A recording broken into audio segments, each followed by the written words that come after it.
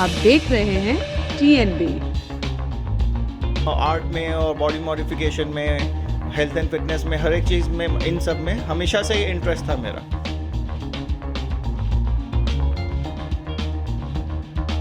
Tattoos भी करा रहा था, बॉडी मॉडिफिकेशन भी करा रहा था। Either if it was my tongue split or my teeth replacement, metal teeth implant, body modification or my ears or my body suit। साथ साथ मैं बॉडी बिल्डिंग, अपना हेल्थ केयर भी करता था, क्योंकि जितना मैं अपना हेल्थ केयर करूँगा उतना ही ज़्यादा देर मैं टैटू करवा पाता था।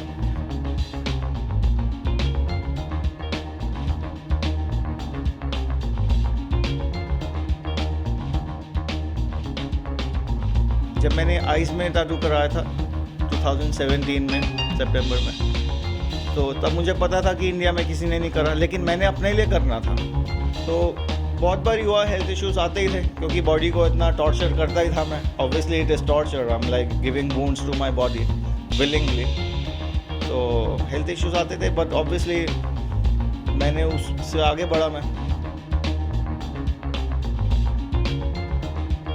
मेरे लिए ये अवार्ड है कि I have some very close friend, they said to me that I've been their life savior, क्योंकि मेरी एनर्जी और मेरे ऑरा में रह के उनकी हेल्थ इंप्रूव हो गई, है ना। जो सुसाइडल थे, जो स्लीपिंग पिल्स एडिक्ट थे, वो अपनी हेल्थ लाइफ में अच्छे से परफॉर्म करना शुरू कर दिया। they said to me कि you're a life saver, that's like a big achievement for me।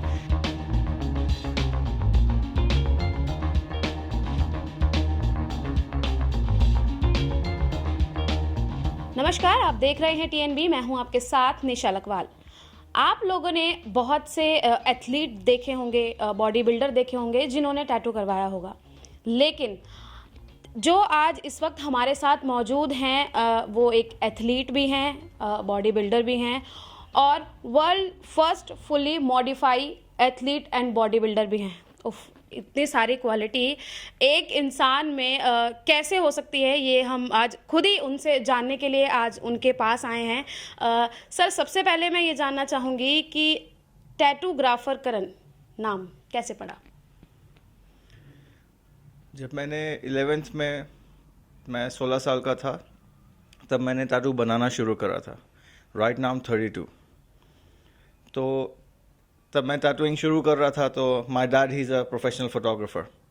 तो उन्होंने बोला था कि I am a photographer and you are about to become a tattoo artist. So he gave me that word tattoographer. So tattoographer is not a word in a dictionary, it's my own brand name. So तब से फिर मैंने वो अपना professional name adopt करा मैंने। तो फिर टैटूग्राफर करण, मैंने टैटू भी करा अपने फेस पे। और अभी मेरा लीगल प्रोफेशनल नेम भी मेरा on paper, on passport document, all my legal documents, उस पर भी मेरा नेम टैटूग्राफर करण ही है। Real name? Real name tattoographer Karan. Real name? Yes, it's on my Aadhaar card, PAN card, my passport, everywhere. या बचपन में आपको किस नाम से बुलाते थे? बचपन में और अभी भी टोनी मेरा निकनेम है, उसी नाम से बुलाते थे। निकनेम। अच्छा, एक चीज़ मैं ये जानना चाहूँगी कि क्रेज़ टैटू का, इतना क्रेज़ कहाँ से, कैसे? वैसे जब मैं छोटा था तो टीवी पे देखता था, लोगों के होते थे छोटे छोटे इधर उधर टैटूज, तो आर्ट में हमेशा से इंटरेस्ट था। डैडी के था एक ऐसे लाइनिंग टाइप का जो पहले ज़मानों में बनता था, तो बचपन से ही था इंटरेस्ट। तो धीरे धीरे जब बनाना शुरू करा और बनवाना शुरू करा, तो फिर वो बढ़ता गया। फिर जी, सबसे फर्स्ट टैटू आपने बताया कि आपने 11th स्टैंडर्ड में थे, तब मैंने बनाना शुरू करा था 11th में। आपका फर्स्ट टैटू कब? मैंने जब बनवाया था तब मैं 8th में, तब मैं 13 ईयर्स का था जब मैंने फर्स्ट बनवाया था मैंने। ओके, अगर हम बात करें आपके टैटू की, तो टोटल कितने टैटू हैं जो आपने अभी तक बनवाए हैं? पहले बहुत सारे टैटू थे मेरे। जब मैंने और मेरे आर्टिस्ट हैं ऋषभ, चंडीगढ़ में, हम दोनों ने पहले बहुत सारे टैटूज थे। तो उसके बाद जब हमने डिसाइड किया कि फुल बॉडी सूट करना है, वो भी इंडिया में किसी ने नहीं करा था। I am first in India to have a full body suit tattoo. उसके बाद अब मेरा खाली एक टैटू है, लेकिन that is like from head to toe, front back all connected. So is one full body suit, one piece, one tattoo. Okay, एक चीज़ और, मतलब यही कि जैसे आपने कहा कि आप world first fully modify athlete और बॉडी बिल्डर हैं, तो इतना बड़ा खिताब जब आपको मिला तो कैसा लगा? एक्चुअली जैसे आप कह रहे हो खिताब मिला नहीं मुझे, मैंने क्रिएट किया वो। हाँ, तो जब मैंने आइज़ में टैटू कराया था 2017 में सितंबर में, तो तब मुझे पता था कि इंडिया में किसी ने नहीं करा, लेकिन मैंने अपने लिए करना था। साथ में आई न्यू कि I am gonna be first in India to have eyes tattooed. तो वो मैंने करा। उसके बाद आई थॉट कि ऐसा क्या कर सकता हूँ मैं जिसमें I am gonna be like world's first. तब मेरे पास जवाब नहीं था, लेकिन आर्ट में और बॉडी मॉडिफिकेशन में, हेल्थ एंड फिटनेस में, हर एक चीज़ में, इन सब में हमेशा से ही इंटरेस्ट था मेरा। Tattooing is also body art and bodybuilding is also like body art where we sculpt ourselves मेहनत करके। तो तब मैं टैटूज भी करा रहा था, बॉडी मॉडिफिकेशन भी करा रहा था, either if it was my tongue split or my teeth replacement, metal teeth implant, body modification or my ears or my body suit। साथ साथ मैं बॉडी बिल्डिंग, अपना हेल्थ केयर भी करता था, क्योंकि जितना मैं अपना हेल्थ केयर करूँगा उतना ही ज़्यादा देर मैं टैटू करवा पाता था, ताकि मैं ज़्यादा दर्द झेल पाऊँ, इसलिए मैं और अच्छे से अपनी हेल्थ केयर करता था। तो फिर बॉडी बिल्डिंग और हेल्थ एंड फिटनेस और टैटूइंग, बॉडी मॉडिफिकेशन साथ साथ चल रही थी। सो इवेंचुअली आई रियलाइज कि I am like fully modified everywhere, head to toe, front and back, like fully tattooed. I'm like, since when I realized I'm fully modified, then I came to discover that there is no athlete on the planet who's fully modified. So then I realized that this is something which I can do, for which I can be first in the world. तो उसके 2-3 साल बाद जाके अभी मैंने last year I created this title where I'm world's first fully modified athlete.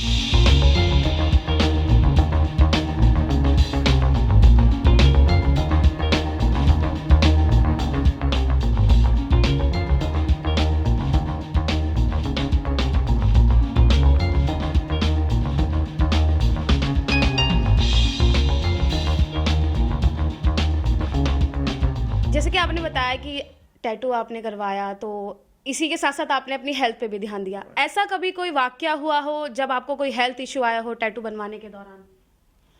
हमेशा ही आते थे हेल्थ इशू। मुझे आज की डेट में आई हैव लॉस्ट काउंट कि मैं कितनी बारी बेड रेस्ट पे होऊंगा और कितनी बारी बेहोश हुआ हूँगा, क्योंकि मेरा इंटेंशन था कि जल्दी से जल्दी, ज़्यादा से ज़्यादा हम वर्क कर पाएँ। तो ऑलमोस्ट एवरी मंथ, समटाइम्स 1 महीना छोड़ के, we would do 3 full days of tattooing. तो सेकंड, जब हम 10 hours first day, 10 hour second day और 10 hour थर्ड डे टैटू करते थे, तो obviously body consumes a lot of energy and calories to absorb pain. तो सेकंड डे में हमेशा बेहोश हो जाता था ऑलमोस्ट। थर्ड डे फिर जब मेरे आंखों के आगे अंधेरा हो जाता था, मैं बेहोश हो जाता था, तब जाके हम रुकते थे। तो बहुत बार हुआ, हेल्थ इश्यूज आते ही थे, क्योंकि बॉडी को इतना टॉर्चर करता ही था मैं। Obviously it is torture, I am like giving wounds to my body willingly. तो हेल्थ इश्यूज आते थे, बट ऑब्वियसली मैंने उससे आगे बढ़ा मैं। जैसे कि आपने बताया कि आपकी पूरी बॉडी पे एक ही टैटू है, कितना टाइम लगा इस पूरे एक टैटू को बनने में? I think it would be around, वैसे तो सिंस आई वाज 13 तब से टैटू करवा रहा हूँ। Right now I am 32।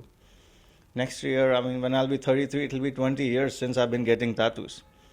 लेकिन this specific full body suit अगर हम कहें तो I think in around 6-7 years we did. जब आपने आई बॉल्स पर टैटू करवाया, क्या कुछ परेशानियां आई, या फिर करवाने से पहले क्या कुछ दिमाग में चल रहा था? डर तो लगा होगा थोड़ा बहुत। एक्चुअली जब मैंने सोचा कि I will go for my eyes full blackout tattoo, तब काफ़ी फैक्टर्स मैंने कंसिडर करे। कि first of all I thought कि I am gonna have that kind of extreme appearance. मुझे लगता था कि like everybody is gonna boycott with me and I'm not going to have any work and I'll go bankrupt. I thought that. Second thing, I thought ki obviously it's risky. I could go blind.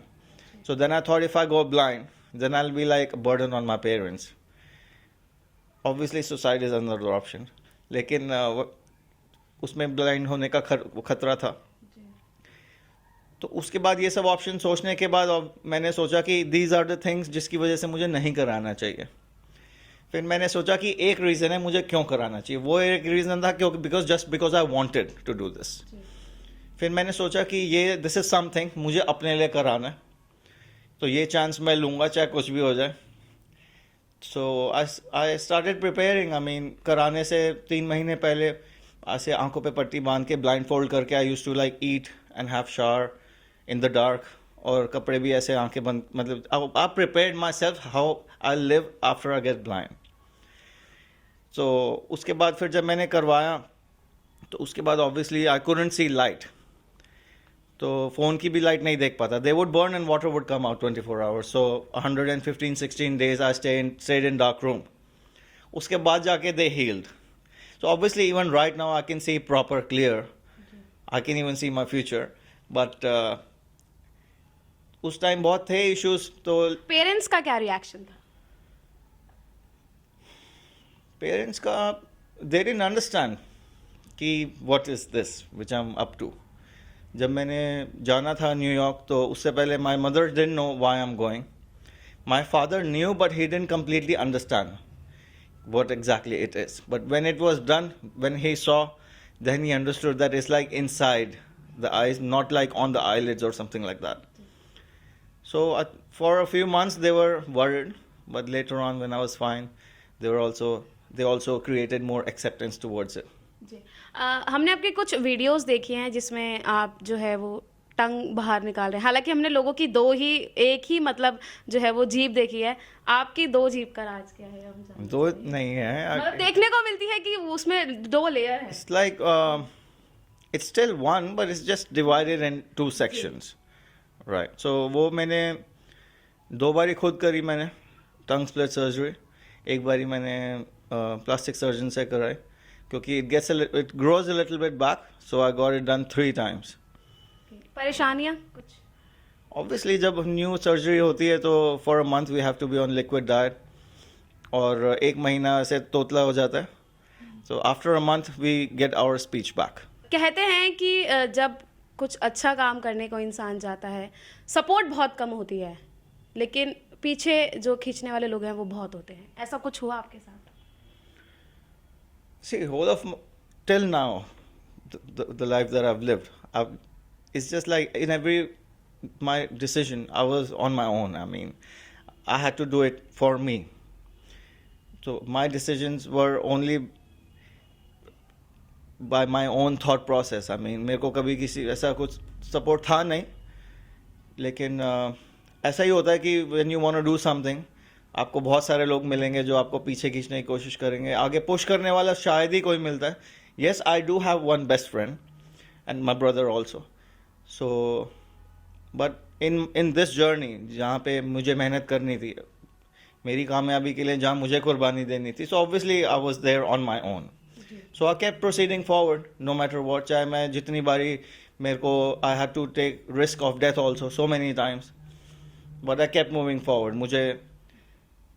मुझे अपने dream से compromise मंजूर नहीं था. मुझे मौत मंजूर थी अभी भी, लेकिन मैंने अपने ड्रीम से कभी कॉम्प्रोमाइज़ नहीं किया. आगे भी नहीं करूँगा.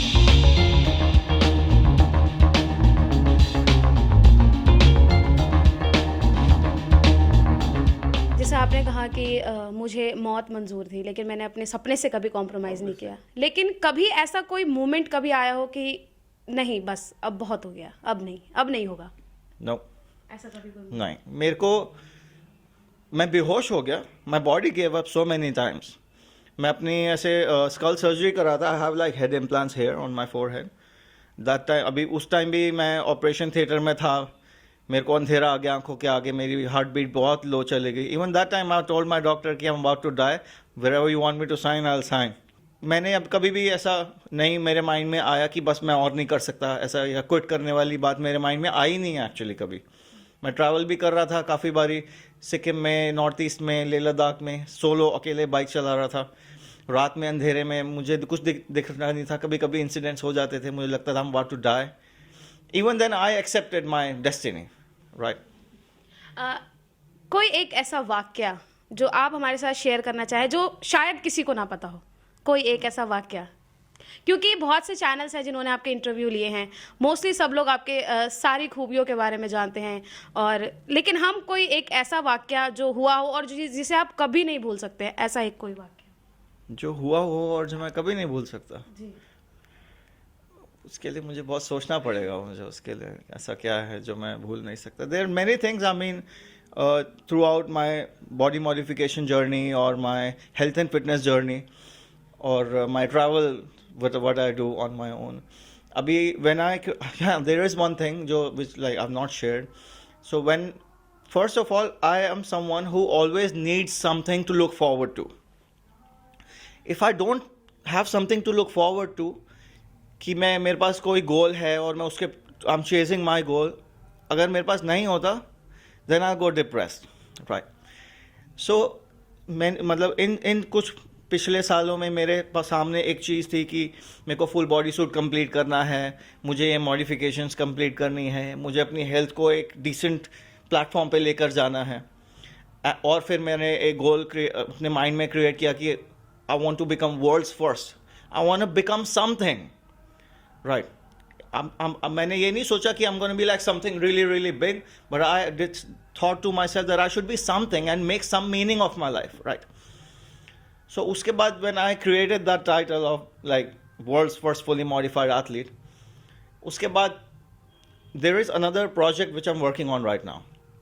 It's a docu-series movie project जो अभी थोड़े टाइम बाद हम it's going to be released. हाँ, लेकिन once I created that title, you know, उसके बाद हाँ मैंने अपनी स्कारिफिकेशन कराई चेस्ट पे और बैक पे. इस लाइक मुंबई के आर्टिस्ट हैं राहुल गायकवाड़, उन्होंने करी. तो उसके बाद मैं फिर बेड रेस्ट पे आ गया एंड देन आई थॉट कि I am continuously chasing my goals. लेकिन फिर बेड रेस्ट पे आ गया, मेरी हेल्थ डाउन हो गई. जैसे ही मेरी हेल्थ डाउन हो गया, आई गॉट डिप्रेस्ड बिकॉज मैंने इतने टाइम से बैक एंड फोर्थ, क्योंकि body modification and health and fitness they can not like go together. If I'm into tattooing या body modification, तो I have to have bed rest and I have to avoid bodybuilding and workout. मेरी health फिर down हो गई and then I thought कि like all these medals and certificates are like useless. मन करा कि मैं इनको उठा के बाहर फेंक दूँ और मन करा कि like I was just kill myself. तो लेकिन उस टाइम में भी, उस मोमेंट में भी मैं अपने वर्कआउट स्पेस में, मैं अपने जिम में था and I was crying. I had tears in my eyes. But then again I wiped my tears and I started working out. तो वो ऐसा एक मोमेंट था मेरे लिए जो मेरे लिए what I believe is my achievement, because even in that depression kind of state I pushed myself and I continued with my habit of things that I have to do for me and for my future. कहते हैं कि कुछ achieve करने के लिए, जब हम कुछ अचीव करना चाहते हैं, कोई खिताब अपने नाम करना चाहते हैं, मेहनत करते हैं, तो हमारे लिए कोई एक इंस्पिरेशन होता है, कोई हमारा एक आइडल होता है. आपका कौन है? Right. I've never had any idol. I never had someone to look up to or someone to look forward to कि मुझे इसके जैसा बनना है. ऐसा मेरे माइंड में कभी रहा नहीं. रहा होता तो मैं किसी के जैसा सेकेंड कॉपी होता, right. But for me my inspiration has always been my future self, which I imagine how I want to be in the future. That is my inspiration since always, since I was a kid. बहुत से medals हमने देखे हैं, बहुत से certificates यहाँ पर लगे हुए हैं. टोटल अगर पुरस्कारों की बात की जाए तो कितने होंगे? एक्चुअली मेरे को काउंट करना पड़ेगा कितना है, अभी मेरे को याद नहीं है. जैसा कि आपने कहा कि बहुत से जो है अवार्ड सम्मान आपको मिले हैं, गिनने पड़ेंगे अगर बताएं तो, लेकिन कोई एक ऐसा अवार्ड, रिस्पेक्ट या सम्मान आपको मिला हो जिसको लेते वक्त आप इमोशनल हो गए हो? इमोशनल तो मैं तब होता था जब मेरा ड्रीम क्रिएट हो रहा होता था, मतलब मेरे टैटूज बन रहे होते थे और मैं देख के मुझे रोना आ जाता था आउट ऑफ जॉय. उसके बाद जो सम्मान या अवार्ड की बात जो है, मेरे लिए ये अवार्ड है कि I have some very close friend, they said to me that I have been their life saviour, क्योंकि मेरी एनर्जी और मेरे ऑरा में रह के उनकी हेल्थ इंप्रूव हो गई, है ना. जो सुसाइडल थे, जो स्लीपिंग पिल्स एडिक्ट थे, वो अपनी हेल्थ लाइफ में अच्छे से परफॉर्म करना शुरू कर दिया. They said to me कि you're a life saver. That's like a big achievement for me. There are some artists जो मेरे को मैसेज करते हैं मुझे इंस्टाग्राम पे या पर्सनली मुझसे बात करते हैं और वो मुझे बोलते हैं कि हमने आपको देख के अपना करियर शुरू करा. And they say to me that you are my idol. So I believe for me that's one of the biggest thing which I have earned. जैसे आपने कहा कि आपको देख के काफ़ी लोग जो हैं अब सीख रहे हैं, आगे बढ़ रहे हैं. टैटू फील्ड में काफ़ी लोग जाना पहले पसंद नहीं करते थे, हालांकि अब इसको अपना पैशन बना रहे हैं, उन लोगों के लिए क्या कुछ जो है आप मैसेज जो है वो देना चाहेंगे? मैसेज मेरा यही रहेगा कि great things don't come easy. हमेशा मुश्किलें बहुत आएंगी और हम बहुत बारी ऐसा भी लगेगा कि यार हो क्या रहा है, समझ ही नहीं आ रहा, आई एम स्टक। लेकिन फिर भी उससे आगे हम तभी बढ़ते हैं जब हम गिव अप नहीं करते। So my message would will only be that you just keep following your passion. Your first salary, या ये कहें हम कि आपने पहला ऐसा टैटू बनाया हो जिससे आपको जिन्होंने आपको पे किया हो first? First income, after my 12th, I did a 4-year hotel management degree. तो जब 11th में बना रहा था तो obviously I was just making out of hobby. So after my 12th, when I joined my hotel management course, 4-year degree, so I used to work as a waiter for 300 rupees per night in a hotel near Bikaji Kama Palace, New Delhi. So that 300 rupees was my first salary. 300. Yeah. एक आखिरी सवाल जिससे मैं ये interview जो है वो समाप्त करना चाहूँगी। कहते हैं कि एक कामयाब इंसान के पीछे किसी ना किसी का हाथ ज़रूर होता है। उस शख्स के बारे में, उस शख्स का नाम हम जानना चाहेंगे। मेरे हिसाब से कामयाब इंसान के पीछे उसकी आग का हाथ होता है, उसके कर्मा का हाथ होता है, और कामयाब इंसान के पीछे उसका यूनिवर्स उसको सपोर्ट करता है। आई थिंक उसका हाथ होता है, बाकी इंसानों का तो मुझे पता नहीं। आपने एक फ्रेंड के बारे में हमें बताया था। Right, there is one best friend of mine, his name is Mayank Khanna. वो 2017 में ऑस्ट्रेलिया माइग्रेट हो गया। उससे पहले हम साथ रहते थे आज इनकी साथ टाइम स्पेंड करते थे, इधर उधर घूमते थे। One and only best friend, he is like my soul brother. So we have seen like a lot of ups and downs in our journey, in his journey, in my journey and our journey combined. So now he is in Australia. जब वो 2017 में Australia move out हुआ, उसके बाद से मैंने India में solo travel करना शुरू कर दिया, अपने साथ टाइम स्पेंड करना शुरू कर दिया। उससे पहले हम साथ टाइम स्पेंड करते थे। हमने सुना है कि आपका जो फर्स्ट टैटू किट था वो भी I think my first tattoo kit मैंने अपने स्कूल बेस्ट फ्रेंड के पैसों से ख़रीदा था। His name is Rahul Anand. तो मैंने उसके पैसों से ली थी, and like in some time I return him back. Tattoographer Karan का मानना है कि अगर आपने कुछ निश्चित किया है कि मुझे इस मुकाम तक पहुंचना है, तो अगर आपका सपना है कि हाँ नहीं मुझे वहां तक पहुंचना है, तो आप अपने सपनों से कभी भी कोई भी कॉम्प्रोमाइज़ मत कीजिएगा, क्योंकि उन्होंने खुद ये चीज़ कही है कि मैंने अपने सपने से कभी कॉम्प्रोमाइज़ नहीं किया है, मैंने मरना पसंद किया है, लेकिन जो मुकाम मैंने चाहा था वो मुझे मिला है। अभी हमारे साथ बात कर रहे थे world first fully modify athlete and body builder. उनकी क्या राय थी, उन्होंने अपने जीवन से जुड़ी क्या कुछ अहम बातें हमें बताई, ये आप जान चुके हैं। अगर आपके कुछ क्वेश्चंस हैं जो शायद हमसे छूट गए हों और आप उनकी लाइफ के बारे में कुछ और इंटरेस्टिंग जानना चाहते हैं, तो आप हमें अपने क्वेश्चन कमेंट बॉक्स में लिख सकते हैं।